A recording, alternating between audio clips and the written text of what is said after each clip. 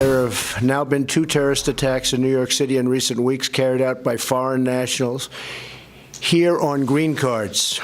The first attacker came through the visa lottery, and the second through chain migration. We're going to end both of them. The lottery system and chain migration. We're going to end them fast. Well, that's President Trump renewing calls to end chain migration, a program that allows immigrants to come to the United States legally through sponsorship from family members who are already here.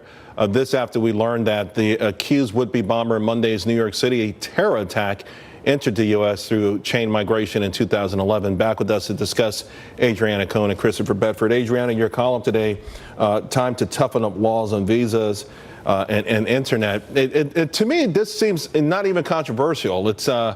It seems like a no-brainer. You know, the sort of the chain migration opens up a floodgate, and the lottery thing is just plain stupid. Like, we have to somehow be fair to the rest of the world and give everyone a shot to come to America.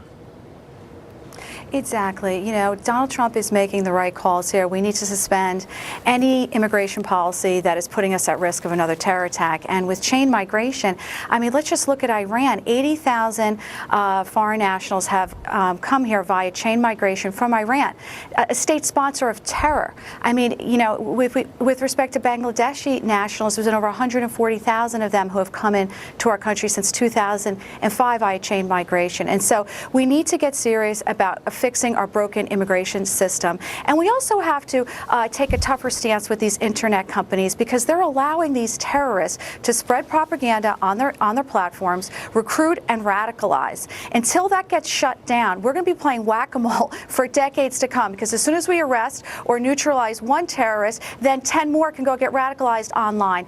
Congress needs to get serious about holding these internet companies, these social media networks, liable for allowing terrorists to use their platforms as a weapon of war. Chris, so many other countries, including Canada a couple of years ago, have shifted to a merit-based system. It seems like a no-brainer, particularly when you want to bring in skilled workers and people who are going to pledge their allegiance to America, rather than question marks like this.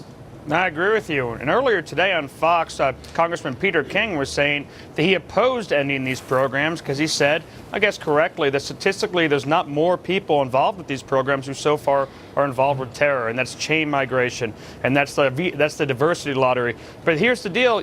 In order to do real vetting, in order to make sure that someone doesn't get radicalized by the internet, the person ought to be able to get along with the community, have neighbors, be friendly, and succeed financially to contribute to the economy. And if you have a merit-based system, then the folks who are coming into this country are going to land on their 2 feet, and they're going to do well, they're going to integrate better in their communities, and you won't have this kind of marginalization that occurs where you have the neighbors of this terror suspect saying, he didn't talk to anyone, we don't know if he was employed, he was really put aside from everyone, and it's because he didn't have the skills to contribute to the U.S. economy. Right. Of course, assimilation is pretty big. A lot of folks don't realize that in New York City, one of the reasons we instituted the Pledge of Allegiance was so that kids coming in, that last wave of Europeans, where you had anarchism was huge amongst them, is to make sure that the kids left that back in Europe and felt like they were Americans.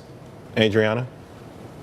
Yes, absolutely. And Chris made a great point that if with chain migration, then you're going to have clusters of people only associating basically or primarily associating with family members. We want them assimilating with mainstream America, because then you get these small societies and they're not assimilating. I see that here in Massachusetts. There's just been a swell of women you see in shopping malls in full burqas that you would see in Iraq. You know, it just, you know, they're not assimilating. How many of these people coming into our country are unvetted and are not assimilating to our culture? And I think that's dangerous, because we know in places like the Middle East, they practice Sharia law, which, you know, oppresses women and gays. And Americans need to ask themselves, is this who we want to be importing into our country? Right. All right. Thank you both very, very much. Appreciate it. In less than 1 hour now until those polls close.